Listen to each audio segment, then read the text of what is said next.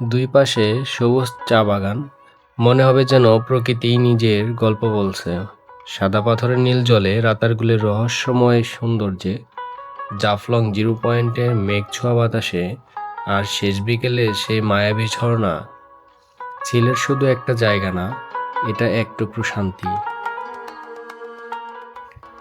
ঢাকা থেকে সিলেট যাওয়ার জন্য সময় লাগে 7 থেকে 8 ঘন্টা, আর এজন্য আপনি বেছে নিতে পারেন বাস, এনা ট্রান্সপোর্ট, বিলাস, ইউনিক, লন্ডন এক্সপ্রেস আর শ্যামলী পরিবহনকে।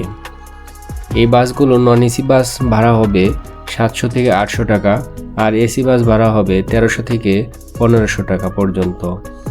কোনো বাসে সবচেয়ে ভালো সার্ভিস পাবেন, আর এটা বলতে গেলে আমাকে প্রথমেই এনা এবং ইউনিক দুটো বাসের নামিয়ে রাখতে হয়। এসি সার্ভিসের জন্য লং জার্নিতে এনা ট্রান্সপোর্টটা আমি এগিয়ে রাখব।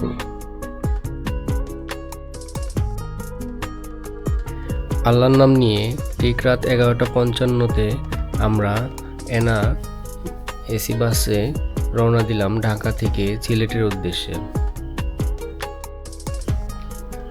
মাঝপথে আমাদের বাস যাত্রা বিরতি দিল হোটেল রাজমণিতে। এখানে 20 মিনিটের জন্য আমাদের যাত্রা বিরতি দেওয়া হয়, তবে হোটেলে খাওয়ার আগে অবশ্যই হোটেলের খাবারের মান এবং দাম শুনে তারপরে খাবেন।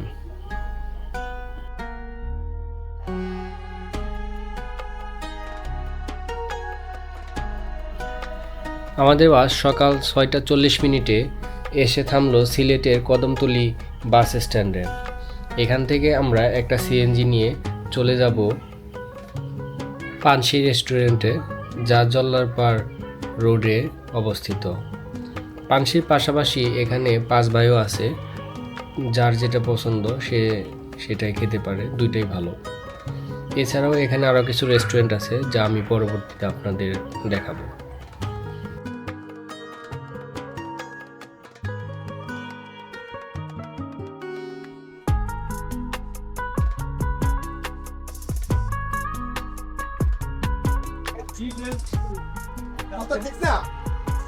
সকালের নাস্তা শেষে এখন আমাদের পরবর্তী টার্গেট হচ্ছে একটা হোটেল থাকার জন্য ব্যবস্থা করা। যেহেতু আমরা হোটেল ঠিক করে আসিনি, সেহেতু আমরা এখন একটা হোটেল দেখবো এবং এরপরে সেখানে ফ্রেশ হয়ে রওনা দেব সাদা পাথর, রাতারগুল চা বাগানের দিকে।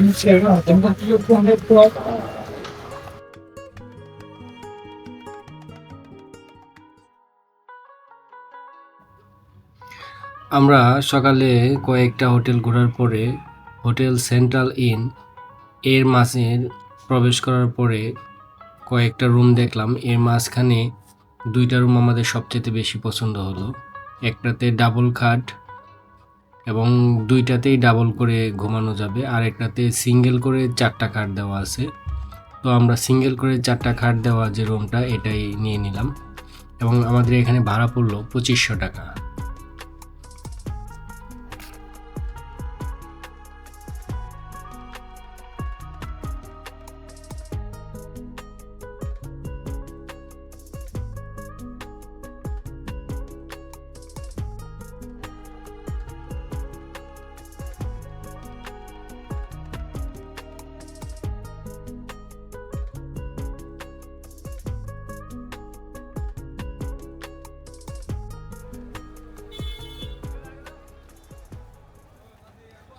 হোটেলে সকালে ফ্রেশ হয়ে আমরা বেরিয়ে পড়ি আমাদের প্রথম দিন টুরিস্ট স্পটগুলো ঘুরে দেখার জন্য। আর এই জন্য আমাদের এখন একটা দরকার গাড়ি, আর এই গাড়িটি আমরা খুঁজে নিচ্ছি হচ্ছে একটা নোয়া গাড়ি।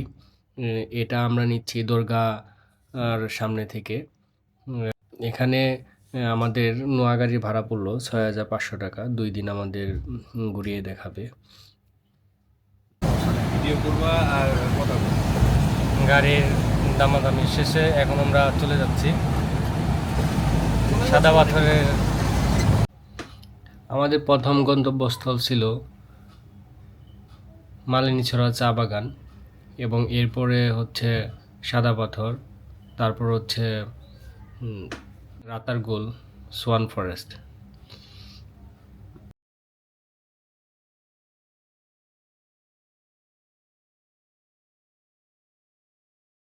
রাস্তায় যাওয়ার সময় পরিবেশটা এত সুন্দর ছিল, এতটা রোদের গরম ছিল না, খুবই শান্ত পরিবেশ ছিল। যাওয়ার সময় খুব উপভোগ করতেছিলাম রাস্তা এবং রাস্তার আশেপাশের দৃশ্যগুলো। সাদা পাথরে পৌঁছানোর পর গাড়ি থেকে নামতেই চোখে পড়বে ছোট ছোট অসংখ্য দোকান। কোথাও আচার, কোথাও ইন্ডিয়ান সাবান, চকলেট, শ্যাম্পু, বাদাম সহ নানা রকম মজার জিনিস পাবেন। চাইলে স্টাইলিশ সানগ্লাসও কিনতে পারেন, তবে অবশ্যই একটু দামাদামি করে নেবেন যাই কিনবেন। আর ঘাটে যাওয়ার আগে পাবেন অনেক খাবারের হোটেল। এখানে যাওয়ার আগে অর্ডার করেও যেতে পারেন বা এসেও অর্ডার দিলেও খেতে পারবেন, কোনো সমস্যা নেই। যেখানে ভ্রমণের ক্লান্তি দূর করে নিতে পারবেন গরম গরম খাবার আর সুন্দর পরিবেশ। পুরো জায়গাটাতে আছে এক অন্যরকম টুরিস্ট ভাইব।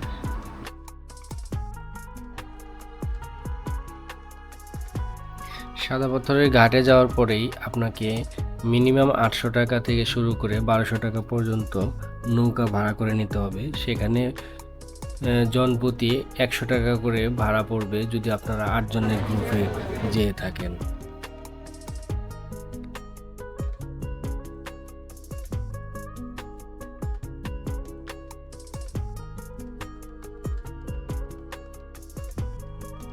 নৌকা থেকে নেমে আপনারা চাইলে সামনে ঘোড়া দিয়ে মেন স্পটে পৌঁছে যেতে পারেন। আবার পায়ে হেঁটেও একটুখানি হাঁটলেই, বরং আপনি হেঁটে গেলেই অনেক অ্যাডভেঞ্চার নিতে পারবেন এখানে। হেঁটে যাওয়াটাই আমার মনে হয় বেস্ট। এরপরও আপনি শখের বসে ঘোড়ায় চড়ে যেতে পারেন।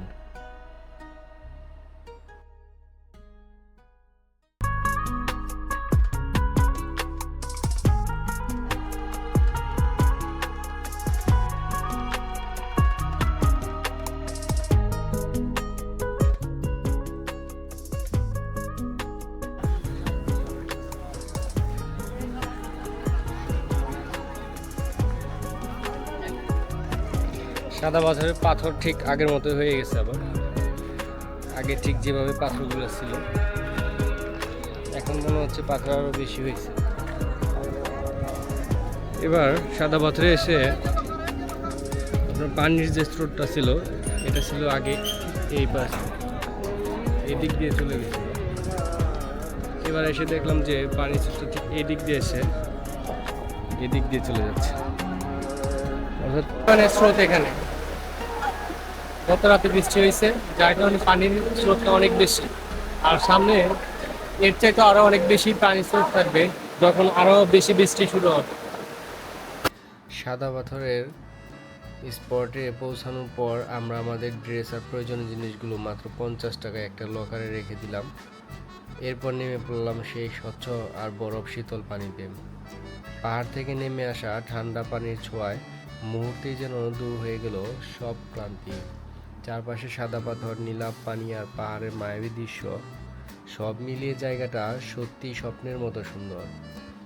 এমন শান্তি আর প্রকৃতির এত কাছাকাছি অনুভূতি ছবিতে বা ভিডিওতে পুরোটা কখনোই বোঝানো সম্ভব না। সাদা পাথর এমন একটা জায়গা যেখানে একবার গেলে মন চাইবে বারবার ফিরে আসতে। এতদিন পর পানিকে অতি নিকটে পেয়ে মন মতো পানিতে সাঁতরে নিলাম।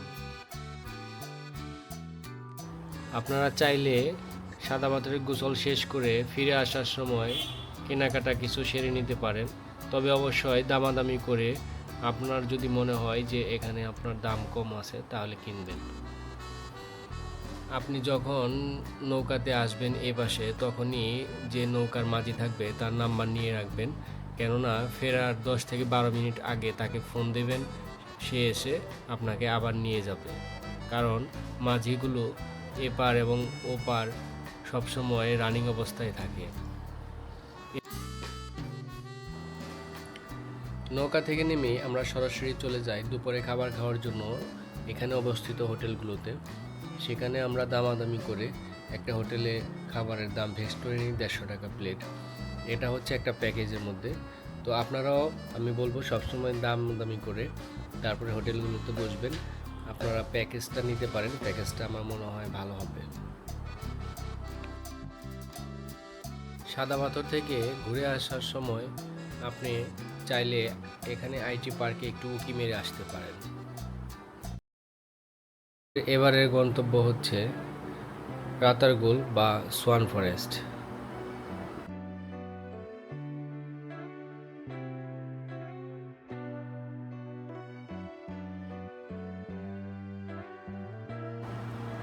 আমরা এখন চলে আসছি রাতারগুলে। তো এখানে আমরা একটা প্যাকেজ নিয়ে নিয়েছি, আর প্যাকেজটার মধ্যে হচ্ছে বোট এবং আমাদের এন্ট্রি ফ্রি, সরকারি যে ফিটা আছে বন বিভাগ নিয়ে থাকে। তো সব কিছু মিলিয়ে 970 টাকা 4 জনের জন্য। একটা নৌকা আমাদের দিয়ে দিল। চলুন রাতারগুলের ভেতরটা ঘুরে দেখি। সিলেট ভ্রমণের সবচেয়ে মায়াবী জায়গাগুলোর মধ্যে একটা হলো রাতারগুল সোয়াম্প ফরেস্ট, বাংলাদেশে একমাত্র স্বাদু পানির জলাবন বন, যেটাকে অনেকে বাংলার অ্যামাজন বলেও ডাকে। রাতারগুল পৌঁছানোর পর প্রথমেই চোখে পড়ে সারি সারি নৌকা, চারপাশে সবুজ গাছপালা আর পানির উপরে ভাসতে থাকা শান্ত পরিবেশ। দেখলে মনটা অন্যরকম ভালো হয়ে যায়। আমরা একটা নৌকা ভাড়া করে যখন ভেতরের দিকে যাচ্ছিলাম, ততই মনে হচ্ছিল আমরা যেন কোনো রহস্যময় জঙ্গলের ভেতরে ঢুকে পড়েছি। গাছগুলো পানির মাঝখান থেকে মাথা উঁচু করে দাঁড়িয়ে আছে, আর তাদের ছায়া পানির উপরে পড়ে পুরো জায়গাটাকে আরো বেশি মায়াবী করে তুলেছে। চারপাশটা এতটা নিরিবিলি ছিল যে শুধু পানির শব্দ আর পাখির ডাক শোনা যাচ্ছিল। শহরের কোলাহল থেকে দূরে এসে এমন শান্ত পরিবেশ সত্যি মনকে প্রশান্ত করে দেয়। বর্ষাকালে রাতারগুলের সৌন্দর্য সবচেয়ে বেশি ফুটে ওঠে। তখন পুরো বন পানিতে ডুবে যায়, আর নৌকায় করে গাছের ফাঁক দিয়ে ঘুরে বেড়ানোর অভিজ্ঞতা হয়ে ওঠে অসাধারণ। মাঝে মাঝে সূর্যের আলো গাছের পাতা ফাঁক দিয়ে পানির উপর এসে পড়ছিল, যা পুরো দৃশ্যটাকে আরও সিনেমেটিক করে তুলছিল। ভিডিও বা ছবিতে যত সুন্দর লাগে, বাস্তবে জায়গাটা তার থেকে অনেক বেশি সুন্দর। যারা প্রকৃতি ভালোবাসেন, শান্ত পরিবেশে কিছু সময় কাটাতে চান, তাদের জন্য রাতারগুল সত্যি একটা পারফেক্ট জায়গা। এখানে এলে মনে হবে প্রকৃতি নিজের হাতে খুব যত্ন করে জায়গাটা সাজিয়েছে। সিলেট ট্যুর এসে রাতারগুল না ঘুরলে ভ্রমণটা যেন অসম্পূর্ণ থেকে যায়। না জানি মুই লিখতে চিঠি, না জানি মুই পড়তে, বাঁশির সুরে ডাকি তোমায় আসো না গো সুরকে। সুতাল পাতাল নদীর ঢেউয়ে বুকে জুয়ার বাটা চলে নেমে, দেখতে তোমায় মন চাইছে। উদাস দুপুর বেলা সখী আসবে কি একলা নদীর ঘাটে রে, দেখতে তোমায় মন চাইছে সখী, দেখতে তোমায় মন চাইছে।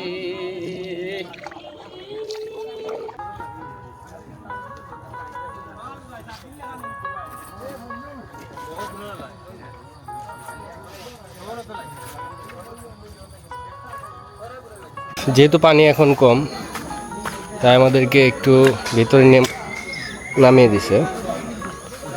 নৌকা থেকে নেমেই রাতারগুলের ভেতরে চলে আসলাম। এদিকে এখন শুকনা, তবে এদিকে বেশ ভেতরে যাওয়া যায়, তা দেখা যাচ্ছে। একটু যদি দেখাই, এদিক দিয়ে একটা রাস্তার মতোই হয়ে গেছে।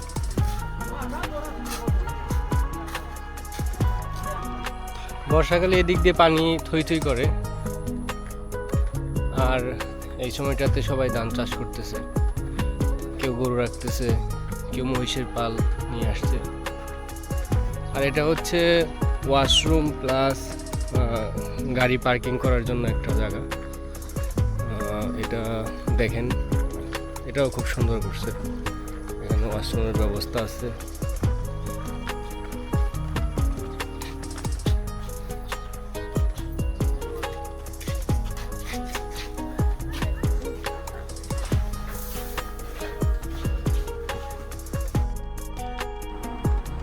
সারাদিন ঘোরাঘুরির পর আমরা হোটেলে এসে ফ্রেশ হয়ে এখানকার জল্লারপাড় ওয়ার্কওয়েতে একটু হাঁটাহাঁটি করি।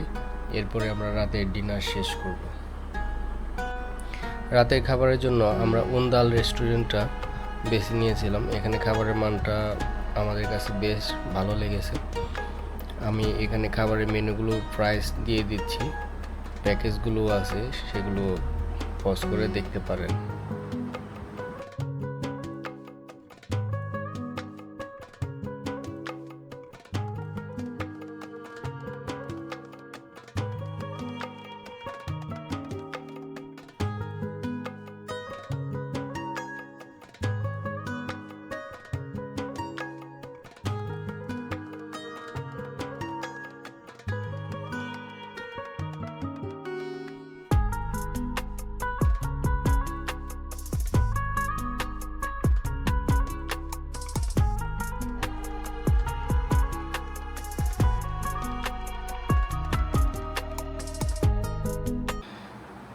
রাতের খাবার শেষ করে আমরা চলে আসলাম হযরত শাহজালাল রহমতুল্লাহ আলাইহির মাজারে। এখানে আমরা ঘুরে দেখব মাজার শরীফটা। চলুন একটু ঘুরে দেখি মাজার শরীফ কি আছে এর মাঝখানে।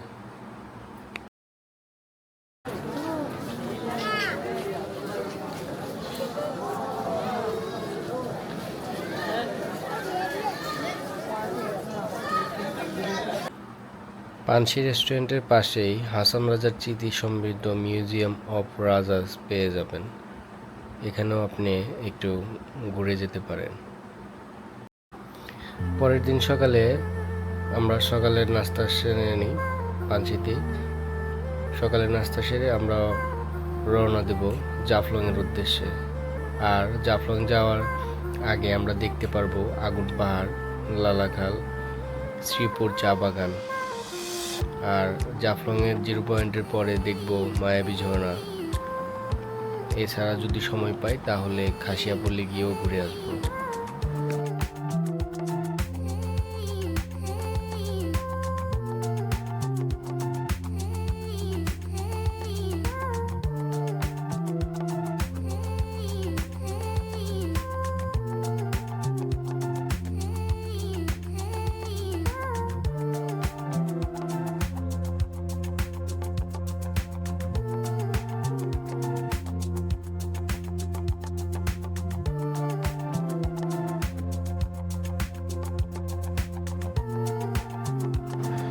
আমরা এখন চলে আসছি আগুন পাহাড়ে।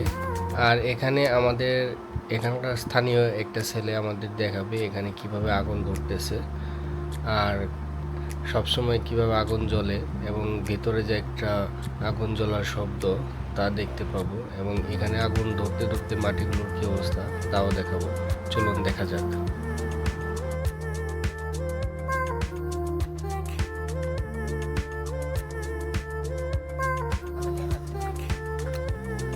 এটা কি এইভাবেই জ্বলতেই থাকে?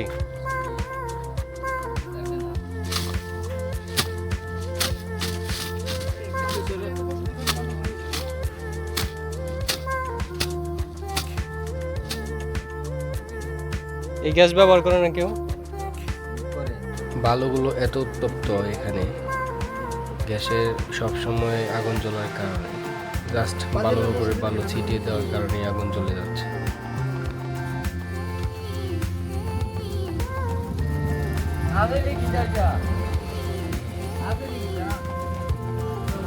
এখানে দেখতেই পারতেছেন কিভাবে আগুনগুলো জ্বলতেছে।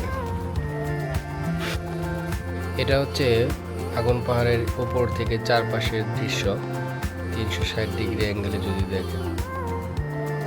মাটিগুলো দেখেন কিভাবে মানে পুরে সিমেন্টের মতো শক্ত হয়ে গেছে।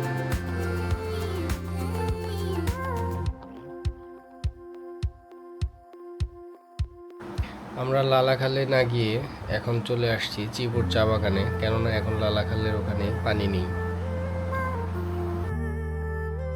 চলুন শ্রীপুর চা বাগানটি আপনাদের একটু ঘুরিয়ে দেখাই। আর এখানে এই বাগানের চা বাগানের ঠিক ও পাশেই যে পাহাড়টি দেখতে পাচ্ছেন এটি হচ্ছে ইন্ডিয়া, কারণ চা বাগানের পরেই একটা নদী, নদীর পরে হচ্ছে ইন্ডিয়া, নদীর এ পাশটায় হচ্ছে বাংলাদেশ। শ্রীপুর চা বাগানে বেড়ানোর পরে আমরা চলে আসছি তামাবিল স্থলবন্দরের সংযোগস্থলে, যেখানে ইন্ডিয়া এবং বাংলাদেশ দুইটি দেশের মানুষ এপাশ আর ওপাশ থেকে দেখতেছে। ইন্ডিয়ার মানুষগুলো আমাদের বাংলাদেশের মানুষগুলোকে দেখছে, বাংলাদেশের মানুষ ইন্ডিয়াদের দেখছে। এখন যদিও অনেকটাই আমাদের মাঝখানে একটা দেয়ালের মতো দাঁড়িয়ে গেছে। আগে অনেকটাই দিক দিয়ে ফ্রি ছিল, এখন সেটা আর নাই। তাদের সাথে আমাদের অনেকটাই দূরত্ব তৈরি হয়ে গেছে।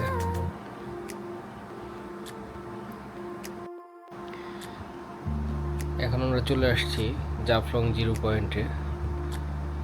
চলুন জাফলং 0 পয়েন্টের সমস্ত দর্শনীয় স্থানগুলো আমরা এখন দেখে নিই। দূরের যে শহরটা দেখা যাচ্ছে এটি হচ্ছে ভারতের ডাউকি শহর। এই শহরটা এখন দিন দিন উন্নত হচ্ছে।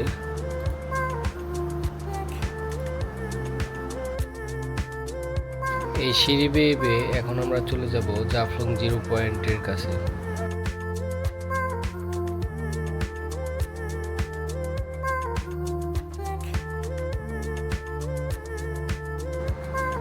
এখানে যারা গোসল করতেছে তারা সবাই হচ্ছে আমাদের বাংলাদেশের টুরিস্ট, আর ওই পাশটাতে হচ্ছে ইন্ডিয়ানদের টুরিস্ট। ওখানে দেখা যাচ্ছে যে রাস্তা ভালো করতেছে। ইন্ডিয়ার বিএসএফ ওখানে পাহাড়ে রয়েছে। যদি আমাদের এখান থেকে কেউ ওইদিকে একটু বেশি চলে যায় সেক্ষেত্রে তারা এদেরকে এই পাশে ধাক্কা দিয়ে দেয়। তো আমি বলবো যে যারা আমরা এখানে আসব তারা সবাই যেন অবশ্যই এই নিজেদের সীমানার মধ্যেই থাকি। আমরা কেন শুধু শুধু ওই পাশে চলে যাব? আমাদের এই পাশে অনেক সুন্দর দেখার মতো স্থান রয়েছে, সব কিছু আছে। সো আমরা এই পাশটাতেই থাকবো, আমাদের মায়া ভরা এই বাংলাদেশটাকে ভালোবাসবো। এই 0 পয়েন্টের এখানে আপনারা গোসল সেরে নিতে পারেন, আর না হলে সামনে আরও যেতে পারেন। আর আমরা এখন যাব মায়াবী ঝর্ণায়। মায়াবী ঝর্ণায় এখান থেকে যদি আমরা নৌকায় যাই, ওখানে ঘাটে নামিয়ে দিলে ওনারা 200 টাকা করে চাচ্ছে। কিন্তু আপনি যদি একটু হেঁটে সামনে চলে যান, যে ঘাটটাতে আছে মায়াবী ঝর্ণার ঘাট, তো এই ঘাটে গেলে 10 টাকা দিয়ে আপনি জাস্ট নৌকাটা ওপাশে পাড়ি দিয়ে চলে যেতে পারবেন। ওপাশে গেলে আপনি মায়াবী ঝর্ণা। মায়াবী ঝর্ণা যাওয়ার রাস্তাতেই আপনারা অনেকগুলো দোকান দেখতে পারবেন। এখানে হরেক প্রকারের জিনিসপত্র নিয়ে সবাই বসে আছে।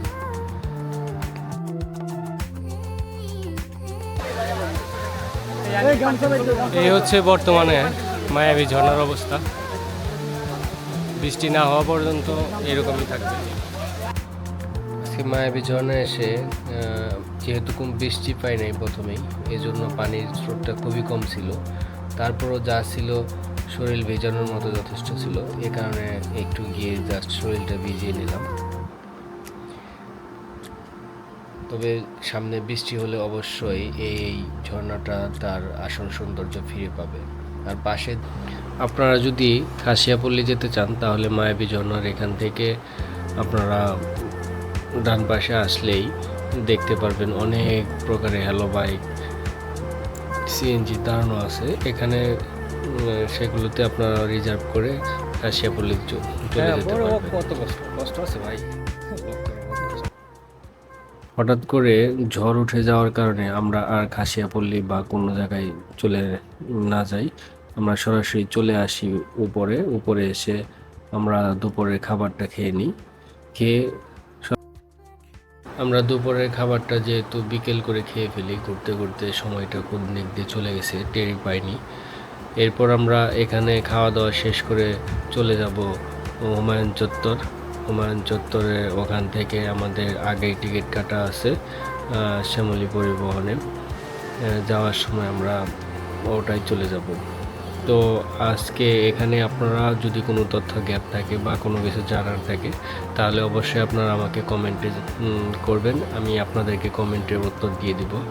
আর যদি কোনো প্রয়োজন মনে করেন তাহলে আমার নাম্বার এবং মেল অ্যাড্রেস দেওয়া আছে, আপনারা আমার সাথে যোগাযোগ করবেন। আশা করি আপনাদের সমস্ত তথ্য দিয়ে সাহায্য করতে পারবো। আজকে ব্লগটি যদি আপনাদের ভালো লেগে থাকে অবশ্যই আমার চ্যানেলটা সাবস্ক্রাইব করে রাখবেন। আল্লাহ হাফেজ।